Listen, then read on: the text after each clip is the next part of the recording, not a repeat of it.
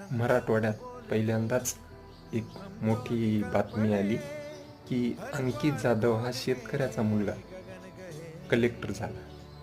खरं म्हणजे हे हिंगोली जिल्ह्यासाठी नाही, मराठवाड्यासाठी सुद्धा एक अभिमानाची गोष्ट आणि प्रेरणादायी गोष्ट आहे. खरं म्हणजे हा फार मोठ्या शहरातून येत नाही, कारण हा आमच्याच गावाच्या बाजूला शिवणी बुद्रुक हे खेडगाव आहे, वाकोडी सर्कलच्या जवळ.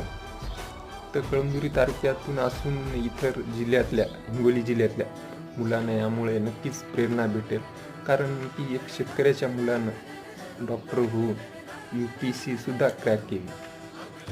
त्याच्यामुळं आता बऱ्याच दिवसानंतर मराठा आरक्षणामुळं बरेच मुलं खचून गेले होते.